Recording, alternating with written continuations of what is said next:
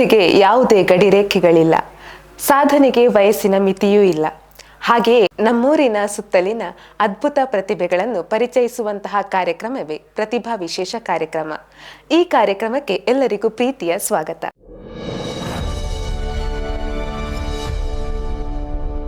ಇವತ್ತಿನ ನಮ್ಮ ಈ ಪ್ರತಿಭಾ ವಿಶೇಷ ಕಾರ್ಯಕ್ರಮದ ಅತಿಥಿ ಪ್ರಸನ್ನ ಆದೂರು. ಇವರು ಸಂಗೀತ ಕಾರ್ಯಕ್ರಮ ಹಾಗೂ ಭಕ್ತಿ ಸಂಗೀತ ಕಾರ್ಯಕ್ರಮಗಳ ತಬಲ ವಾದಕರಾಗಿ ಎತ್ತಿದ ಕೈ.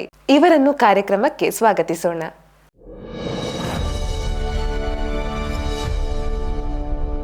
ಬನ್ನಿ ಇವರೊಂದು ತಬಲ ವಾದನದ ಝಲಕ್ಕನ್ನು ನೋಡಿಕೊಂಡು ಬರೋಣ.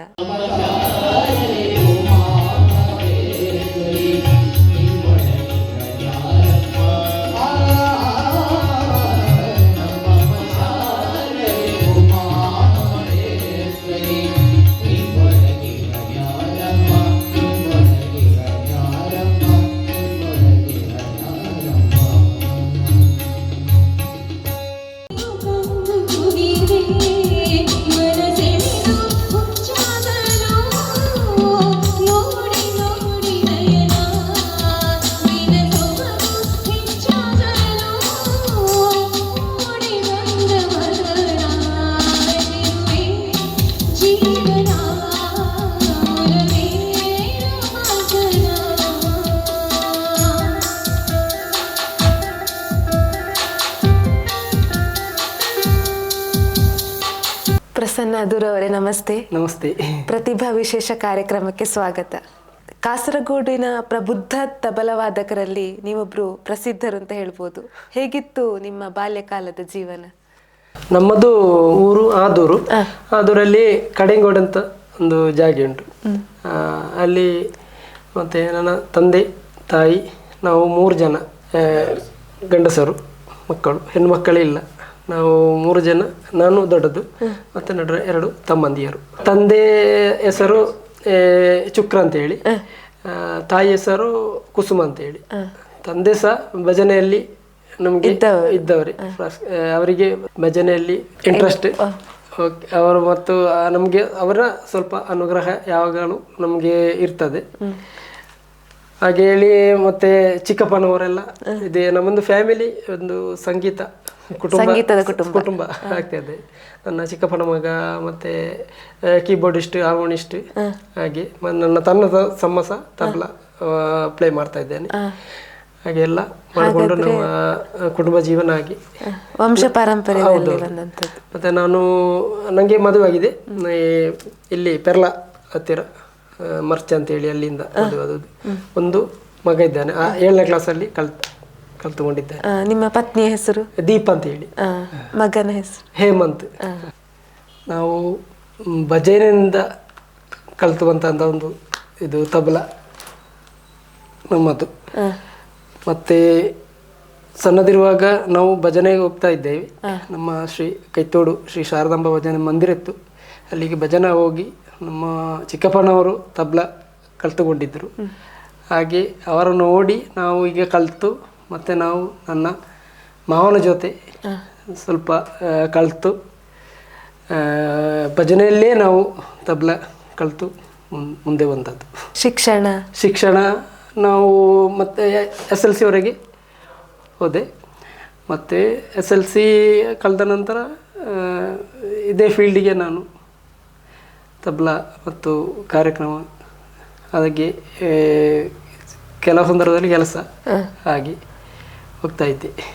ಶಾಲೆ ಕಲ್ತದ್ದು ನಾವು JHS ಆದೂರು, SLC ವರೆಗೆ ಅಲ್ಲಿ ಕಲ್ತದ್ದು. ಮತ್ತು ನಾವು SLC ಫೈಲ್ ಹಾಗೆ ಮತ್ತೆ ಸ್ವಲ್ಪ ಕೆಲಸಕ್ಕೆ ಶುರು ಮಾಡಿದೆ.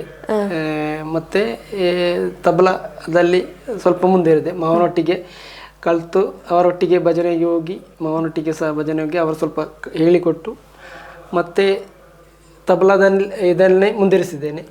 ಈಗ ತಬಲ ಅಂತ ಹೇಳಿದ್ರೆ ಸಂಗೀತದ ಪಕ್ಕವಾದ್ಯಗಳಲ್ಲಿ ಒಂದು ಪ್ರಮುಖವಾದಂತಹ ಒಂದು ಅಂಗ. ಸೊ ಇದ್ರ ಬಗ್ಗೆ ಆಸಕ್ತಿ ಹೇಗೆ ನಿಮಗೆ ಹುಟ್ಟಿಕೊಂಡದ್ದು ಫಸ್ಟಿಗೆ?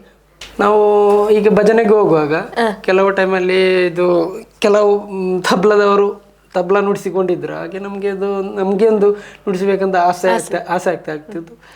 ಹಾಗೆ ಮತ್ತು ನಾವು ನಮ್ಮ ಮಾವ ಹೇಳಿದರು, ನಾವು ಇಲ್ಲಿಗೆ ಬನ್ನಿ, ನಾವು ಒಟ್ಟಿಗೆ ಹೋಗುವ ಕಳಿಸಿ ಅಂತೇಳಿ. ಹಾಗೆ ಮಾವನೊಟ್ಟಿಗೆ ಕಲಿತು ತಬಲ ತೆಕ್ಕೊಂಡು ತಬಲ ವಾರಿಸಿಗೆ ಶುರು ಮಾಡಿದ್ದು. ಹಾಗೆ ನಾವೇ ಸ್ವಂತ ಇದರಲ್ಲಿ ಸ್ವಲ್ಪ ನಾವು ಮೈಂಡ್ ಮಾಡಿ ಸ್ವಲ್ಪ ಕಲ್ತದ್ದು ಫುಲ್. ಬಾಕಿ ವಿಷಯದಲ್ಲೆಲ್ಲ ಒಂದು ಸಾಂಗಿಗೆ ಹೇಗೆ ಹಾಗೆ ಇದೆಲ್ಲ ಗಾನ ಬೇಕಾಗಿದೆ, ಸ್ವಲ್ಪ ಎಕ್ಸ್ಟ್ರಾ ಕಲಿಬೇಕಾಗ್ತದೆ. ಅದೆಲ್ಲ ನಾವು ಯೂಟ್ಯೂಬ್ ಕ್ಲಾಸಿಂದ ಸ್ವಲ್ಪ ಕಳೆದು ಹೀಗೆ ಮುಂದುವರಿಸಿದ್ದು. ಇದೊಂದು ಪಕ್ಕಾ ಕಾಂಪಿಟೇಷನ್ ಇರುವಂತಹ ಯುಗ ಅಂತ ಹೇಳ್ಬೋದು. ಹೆಚ್ಚಿನವರು ತಬಲ ವಾದಕರು ಇದ್ದಾರೆ ಈ ಒಂದು ದಿನಗಳಲ್ಲಿ. ಸೊ ಇವರನ್ನೆಲ್ಲ ಮೀರಿ ನೀವು ಹೇಗೆ ಇದನ್ನು ಜೀವನದ ವೃತ್ತಿಯನ್ನಾಗಿ ಮಾಡಿಕೊಂಡ್ರಿ ಅಂತ? ಅಂದ್ರೆ ಸಾಧ್ಯ ಇಲ್ಲ ನಾರ್ಮಲ್ ಆಗಿ ಕಾಂಪಿಟೇಟರ್ಸ್ ಇರುವಾಗ ವೃತ್ತಿಯನ್ನಾಗಿ ಮಾಡಿಕೊಳ್ಳಿಕ್ಕೆ. ಸೊ ನೀವು ಹೇಗೆ ಮಾಡಿಕೊಂಡ್ರಿ ಅಂತ? ಯಾಕೆಂದ್ರೆ ಅದೊಂದು ನಾವು ದೇವರ ಅನುಗ್ರಹ ಅಂತ ಹೇಳ್ಬೇಕು. ನಾವು ಭಜನೆಗೆ ಕೆಲವು ಟೈಮಲ್ಲಿ ಕೆಲವು ದಿಕ್ಕಿಗೆ ಭಜನೆ ಹೋಗುವಾಗ ಅಲ್ಲಿಂದ ಕೆಲವು ಟೀಮಿನವರು ನಮ್ಮ ಹತ್ರ ಹೇಳ್ತಾರೆ, ನೀವು ಬೇರೆ ಫಂಕ್ಷನ್ಗೆ ಬರ್ತೀರಾ, ಸಾಕ್ಸಫೋನಿಗೆ ಬರ್ತೀರಾ, ಮತ್ತೆ ಭಕ್ತಿಗಾನ ಮೇಳ ಹಾಗೆ ಪ್ರೊಫೆಷನಲ್ ಸ್ಟೇಜಿಗೆ ಬರ್ತೀರಾ ಅಂತ ಹೇಳಿ. ಹಾಗೆ ಅವರನ್ನು ಪರಿಚಯ ಮಾಡಿ ಕೆಲವರು ನಮ್ಮನ್ನು ಕರೆದ್ರು ಸ್ಟೇಜಿಗೆ. ಹಾಗೆ ನಾವು ಮುಂದುವರಿಸಿದ್ದೆ ಈ ಕಾರ್ಯಕ್ರಮವನ್ನು. ಈಗ ಎಲ್ಲ ಕಡೆ ಕರ್ನಾಟಕ, ಕೇರಳ ಎಲ್ಲ ಕಡೆಗೆ ನಮ್ಮನ್ನು ಪ್ರೊಫೆಷನಲ್ ಕಾರ್ಯಕ್ರಮಕ್ಕೆ ಎಲ್ಲರೂ ಕರೀತಾರೆ. ಹೌದೌದು. ಈಗ ತಬಲ ವಾದನವನ್ನು ನೀವು ವೃತ್ತಿಯಾಗಿಯೇ ಸ್ವೀಕರಿಸಿದ್ದೀರಾ ಅಥವಾ ಜೀವನ ನಿರ್ವಹಣೆಗೆ ಬೇರೆ ಏನಾದರೂ ವೃತ್ತಿಯನ್ನ ಇಟ್ಕೊಂಡಿದ್ದೀರಾ? ಇಲ್ಲ, ತಬಲ ಮಾತ್ರ ಅಲ್ಲ, ನಾವು ಸೈಡ್ ಆಗಿ ನಾವೊಂದು ಕಾರ್ಪೆಂಟರ್ ಕೆಲಸ ಮಾಡ್ತಾ ಇದ್ದೇನೆ. ಅದು ಮೊದಲಿಗೆ ನಾವು ಒಂದು ಆಚಾರಿಗಳ ಹತ್ರ ಹೋಗಿ ಅವರೊಟ್ಟಿಗೆ ಸ್ವಲ್ಪ ಕಲಿತು ನಾನು ಅದನ್ನು ಸೈಡ್ ಆಗಿ ಕೆಲಸ ಮಾಡ್ತಾ ಇದ್ದೇನೆ. ಕೆಲವು ಕಡೆಗಳಲ್ಲಿ ಮತ್ತೆ ಮಾಡಿನ ಕೆಲಸ, ಮತ್ತೆ ಡೋರ್ ಹಾಗೆ ಹೀಗೆ ಫರ್ನಿಚರ್ ಕೆಲಸ ಕೆಲವು ನಾವು ಮಾಡ್ತಾ ಇದ್ದೆ. ಈಗ ನೀವು ಈ ಕಾರ್ಪೆಂಟ್ರಿ ಕೆಲಸವನ್ನ ಎಲ್ಲಿಂದ ನೀವು ಕಲ್ತ್ರಿ? ನಾನು ಕಲ್ತದ್ದು ನಾರಂಪಾಡಿ ಎಂದು ರಾಘವ್ ಸರಿ ಅಂತ ಹೇಳಿದ್ದಾರೆ, ಅವರ ಒಟ್ಟಿಗೆ ನಾನು ಕಲ್ತದ್ದು. ಹಾಗೆ SLC ಕ್ಲಾಸ್ ಬಿಟ್ಟ ನಂತರ ಮೊದಲಿಗೆ ಅವರು ನಮ್ಮ ಊರಿಗೆ ನಮ್ಮೊಂದು ಭೂತಸ್ಥಾನದ ಕೆಲಸಕ್ಕೆ ಬಂದಿದ್ದರು. ನಾನು ಅಲ್ಲಿಂದ ಅವರೊಟ್ಟಿಗೆ ಕೆಲಸ ಮಾಡಿ ನಾವು ಸ್ವಲ್ಪ ಪರಿಚಯ ಆಯಿತು. ಹಾಗೆ ನನ್ನನ್ನು ಅವರನ್ನು ಕರ್ಕೊಂಡ್ರು. ನಾನು ಅವರೊಟ್ಟಿಗೆ ಕೆಲಸ ಮಾಡಿ ಒಂದು 3 ವರ್ಷ ಅವರೊಟ್ಟಿಗೆ ನಾನು ಫುಲ್ ಕೆಲಸ ಮಾಡಿದ್ದೇನೆ. ಈ ಕಾರ್ಯಕ್ರಮದೊಟ್ಟಿಗೆ ಅವರೊಟ್ಟಿಗೆ ಸ್ವಲ್ಪ ಕೆಲಸ ಮಾಡಿ ಅವರಿಗೊಂದು ಅಂಗಡಿಯಲ್ಲಿತ್ತು, ನೈಟ್ ಹಾಗೆ ಸ್ವಲ್ಪ ಕೆಲಸ ಮಾಡಿ ಬಾಕಿ ಸಮಯಗಳಲ್ಲಿ ಭಜನೆಗೆ ಹೋಗ್ತಾರೆ, ಕಾರ್ಯಕ್ರಮ ಹೋಗ್ತದೆ. ಹಾಗೆ ಮಾಡಿ ಈ ಸೈಡ್ ಆಗಿ ಕಾರ್ಪೆಂಟರ್ ಕೆಲಸ ಮಾಡ್ತಾ ಇದ್ದೇನೆ. ಸಾಧಾರಣ ಎಷ್ಟು ವರ್ಷದಿಂದ ನೀವು ಈ ಕೆಲಸವನ್ನು ಮಾಡ್ತಾ ಇದ್ದೀರಿ? ನಾನು ಈಗ ಒಂದು 10-15 ವರ್ಷ ಕೆಲಸ ಮಾಡಿದ್ದೇನೆ. ನಿಮಗೆ ಈಗ ವೃತ್ತಿ ಸಹ ಉಂಟು, ಪ್ರವೃತ್ತಿ ಸಹ ಉಂಟು, ಅದರೊಟ್ಟಿಗೆ ಕುಟುಂಬ ನಿರ್ವಹಣೆ ಯಾವ ರೀತಿ ಅದು ಬ್ಯಾಲೆನ್ಸ್ ಮಾಡ್ತೀರಿ? ಅಂದ್ರೆ ರಾತ್ರಿ ಹಗಲೆನ್ನದೇ ಈಗ ಪ್ರವೃತ್ತಿಗೆ ಆದ್ರೆ ಹೋಗ್ಲೇಬೇಕು, ಎಲ್ಲಿಯಾದ್ರೂ ತಬಲ ಇದ್ರೆ ನೀವು ಹೋಗ್ಲೇಬೇಕಾಗ್ತದೆ. ಸೊ ರಾತ್ರಿ ಹಗಲು ಅಂತ ಹೇಳಿದ್ರೆ ದುಡಿಬೇಕಾಗ್ತದೆ. ಹೇಗೆ ಇದನ್ನು ಬ್ಯಾಲೆನ್ಸ್ ಮಾಡ್ತೀರಿ ಅಂತ? ಅದು ಕೆಲಸ ಅಂದ್ರೆ ನಾವು ಒಂದು ಪ್ರೋಗ್ರಾಮ್ ಇದ್ರೆ ಒಂದು 8 ಗಂಟೆಗೆ ಪ್ರೋಗ್ರಾಮ್ ಇದ್ದರೆ ಒಂದು 5 ಗಂಟೆವರೆಗೆ ಕೆಲಸ ಮಾಡಿ ಮತ್ತೆ ಈ ಪ್ರೋಗ್ರಾಮಿಗೆ ಹೋಗುದು.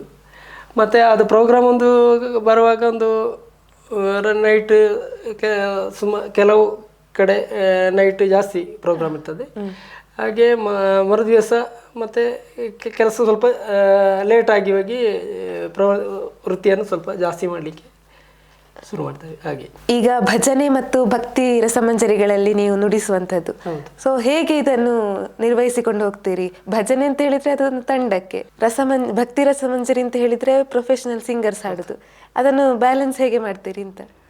ಅದು ಹೇಗೆಂದ್ರೆ ಈ ಭಜನೆ ಅಂದ್ರೆ ನಮ್ಗೆ ಅವರು ಹೇಳುವಾಗ ನಾವು ನುಡಿಸುವುದು.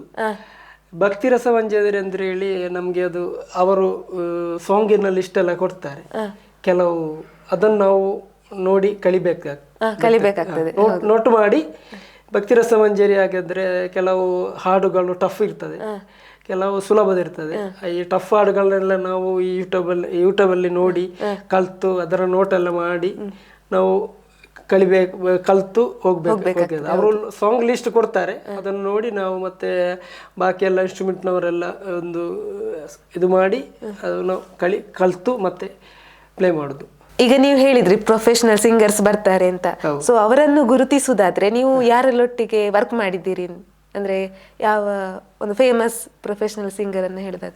ಈಗ ನಾವು ಭಜನೆಗೆ ಹೋಗುವ ಸಂದರ್ಭದಲ್ಲಿ ನಮ್ಮ ಗಾನಸಿರಿ ಕಲಾಕೇಂದ್ರ ಪುತ್ತೂರು ಅವರ ಟೀಮ್ನೊಟ್ಟಿಗೆ ಕೆಲವು ಕಡೆಗೆ ನಾನು ಭಜನೆಗೆ ಹೋಗ್ತಾ ಇದ್ದೇನೆ. ಮತ್ತೆ ನಾವು ಇಲ್ಲಿ ರಾಮಕೃಷ್ಣ ಕಾಟುಕಿ ಅವರ ಟೀಮು ಸುಮಾರು ಉಂಟು, ಅವರ ಕಡೆಗಳಲ್ಲಿ ಸಹ ಸುಮಾರು ಭಜನೆ ತಂಡಗಳಿಗೆ ಹೋಗ್ತಾ ಇದ್ದೇನೆ. ಅದರಲ್ಲಿ ಪುರಂದರ ದಾಸ ಆರಾಧನೋತ್ಸವ ನಡೆದ ಸಂದರ್ಭದಲ್ಲಿ ನನ್ನನ್ನು ಅಲ್ಲಿಗೆ ಸುಮಾರು ಭಜನೆಗೆ ಅವರು ಕರೆದ್ರು. ಅದೇ ಮೊನ್ನೆ ಧನುಭುಜ ಟೈಮಲ್ಲಿ ಸಹ ಸುಮಾರು ಟೀಮಿಗೆ ನಾನು ಅಲ್ಲಿ ಭಜನೆ ಉಡಿಸಿದ್ದೇನೆ. ಕೆಲವು ಕಡೆಗಳಲ್ಲಿ ಸಹ ಈ ಭಜನಾ ಕಾರ್ಯಕ್ರಮವನ್ನು ಮುಂದುವರಿಸಿಕೊಂಡು ಬರ್ತೇನೆ. ಮತ್ತು ಭಕ್ತಿ ರಸಮಂಜರಿ ಕಾರ್ಯಕ್ರಮದಲ್ಲಿ ಖ್ಯಾತ ಗಾಯಕ ಕಿರಣ್ ಕುಮಾರ್ ಕಾಸರಗೋಡು, ಹಿನ್ನೆಲೆ ಗಾಯಕ, ಅವರೊಟ್ಟಿಗೆ ಕೆಲವು ವೇದಿಕೆಗಳಲ್ಲಿ ನನ್ನನ್ನು ತಬಲೆಗೆ ಅವರು ಕರ್ಕೊಂಡು ಹೋದರು. ಮತ್ತು ಮದುವೆ ಕಾರ್ಯಕ್ರಮಕ್ಕೆ ಮತ್ತು ಸ್ಯಾಕ್ಸಫೋನ್ ಎಲ್ಲ ಇರ್ತದೆ, ಅದಕ್ಕೆ ನನ್ನನ್ನು ಮೊದಲಾಗಿ ಕರ್ಕೊಂಡು ಹೋದದ್ದು ಶ್ರೀಯುತ ಸಂಗೀತ ಶ್ರೀ ಅಮ್ಮ ಮಾಸ್ಟರ್ ಕಾಸರಗೋಡು.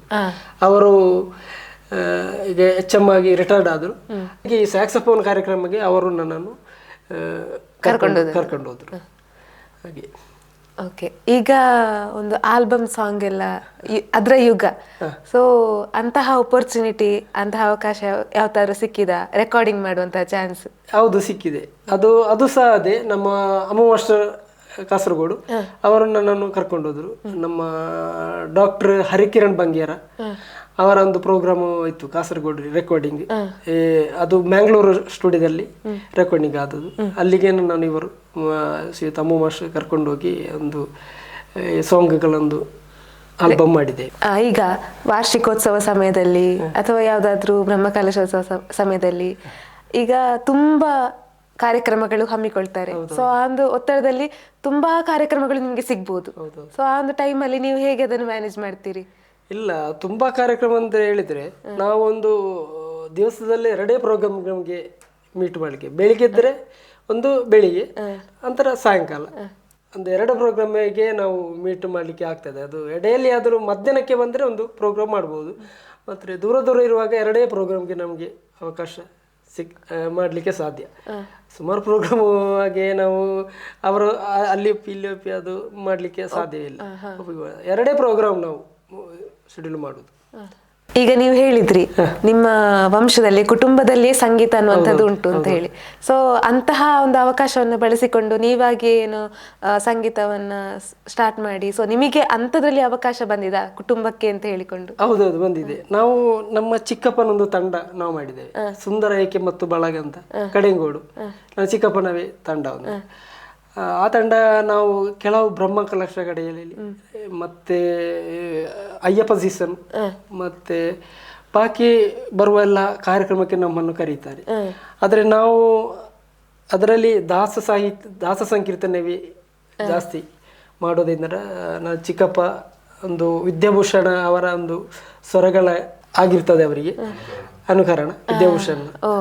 ಹಾಗೆ ನಾವೊಂದು ಟೀಮ್ ಮಾಡಿ ನಾವೇ ಕೆಲವು ಕಾರ್ಯಕ್ರಮ ಮಾಡಿದ್ದೇವೆ. ಆ ಒಂದು ತಂಡದಲ್ಲಿ ನೀವು ಯಾವ ರೀತಿ ಆ ಒಂದು ತಂಡವನ್ನು ಮುನ್ನಡೆಸಿಕೊಂಡು ಹೋಗ್ತೀರಿ? ಅಂದ್ರೆ ಯಾರು ತಬಲ, ಏನೆಲ್ಲ ಐಟಮ್ಸ್ ಇರ್ತದೆ ಅಂತ? ಅದರಲ್ಲಿ ಮುಖ್ಯವಾಗಿ ನಾವು ಹಾರ್ಮೋನಿಯಂ ಚಿಕ್ಕಪ್ಪನ ಮಗ್ಗ, ಅವರು ಕೀಬೋರ್ಡ್ ಸಹ ಹಾರ್ಮೋನಿಯಂ ಸಹ ಮಾಡ್ತಾ ಇದ್ದೇವೆ.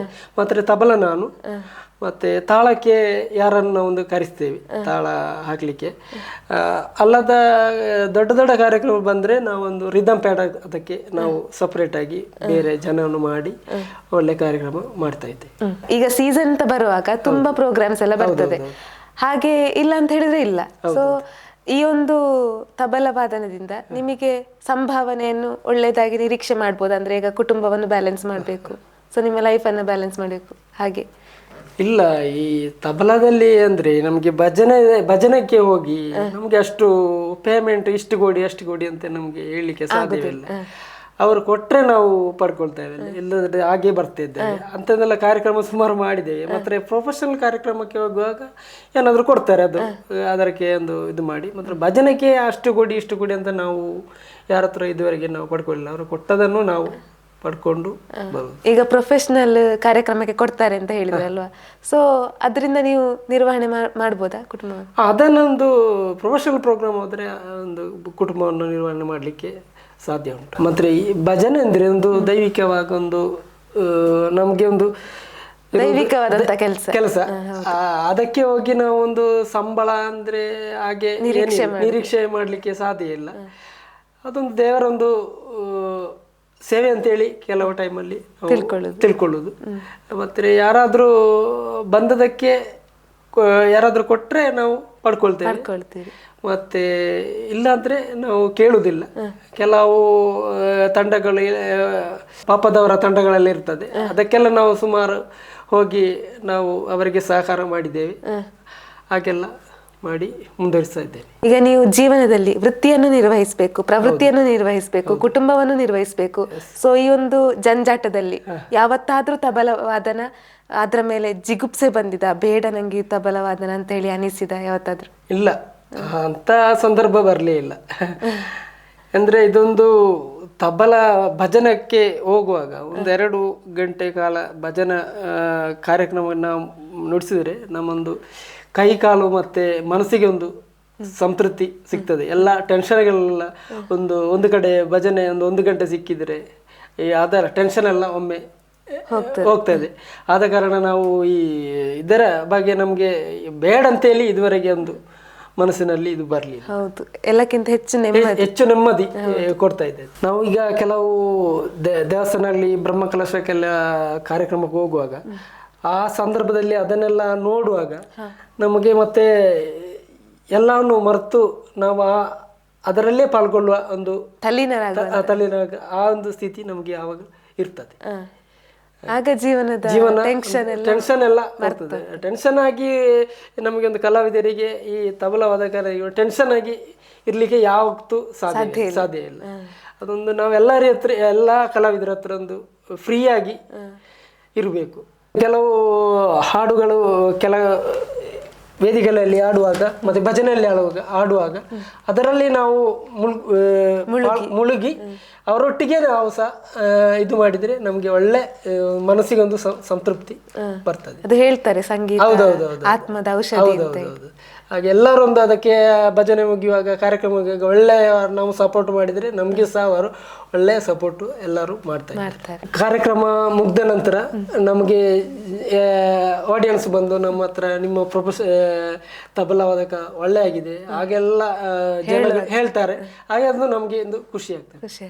ನೀವೊಬ್ರು ಕಲಾವಿದರಾಗಿ ಈ ಸಮಾಜಕ್ಕೆ ಏನು ಹೇಳಲಿಕ್ಕೆ ಇಷ್ಟಪಡ್ತೀರಿ? ನಾವು ಕಲಾವಿದರಿಗೆ ಒಂದು ಈ ಕಾರ್ಯಕ್ರಮಕ್ಕೆ ಹೋಗುವಾಗ ಅಲ್ಲಿಂದ ಸಿಕ್ಕುವ ಗೌರವ ಮತ್ತೆ ಸಂಭಾವನೆ ಇದೆಲ್ಲ ನಾವು ನಿರೀಕ್ಷಿಸಿರುವುದಿಲ್ಲ. ಅವರು ಕೊಡುವುದನ್ನು ಪ್ರೀತಿಯಿಂದ ಕೊಟ್ಟರೆ ನಾವು ಅದನ್ನು ಪಡ್ಕೊಂಡು ಬರುವುದು ಸಂತೃಪ್ತಿ ಆಗ್ತದೆ. ಕಲಾವಿದರನ್ನು ಬೆಳೆಸಿ ಬರಲಿಕ್ಕೆ ಇನ್ನಷ್ಟು ಅವಕಾಶ ಸಮಾಜದಿಂದ ಬರಲಿ ಅಂತ ನಾನು ಆಶಿಸ್ತೇನೆ. ಇಷ್ಟು ಹೊತ್ತು ವೃತ್ತಿಯ ಜೊತೆಗೆ ಪ್ರವೃತ್ತಿಯ ತಮ್ಮ ಜೀವನದ ಕಥನವನ್ನು ನಮ್ಮೊಟ್ಟಿಗೆ ತೆರೆದಿಟ್ಟಂತಹ ತಬಲವಾದಕರಾದ ಶ್ರೀ ಪ್ರಸನ್ನ ಅದೂರು ಇವರಿಗೆ ನಮ್ಮ ಪ್ರತಿಭಾ ವಿಶೇಷ ಕಾರ್ಯಕ್ರಮದ ಪರವಾಗಿ ತುಂಬ ಹೃದಯದ ಧನ್ಯವಾದಗಳು. ವೀಕ್ಷಕರೇ, ಇಷ್ಟೊತ್ತು ನಮ್ಮ ಜೊತೆಗಿದ್ದವರು ಪ್ರಸನ್ನ ಆದೂರು, ತಬಲವಾದಕರಾಗಿ ಮಿಂಚುತ್ತಿರುವವರು. ಮುಂದಿನ ಕಾರ್ಯಕ್ರಮದಲ್ಲಿ ಮತ್ತೋರ್ವ ಅತಿಥಿಯೊಂದಿಗೆ ಮತ್ತೆ ಸಿಗ್ತೇವೆ. ಅಲ್ಲಿಯವರೆಗೆ ನಮಸ್ಕಾರ.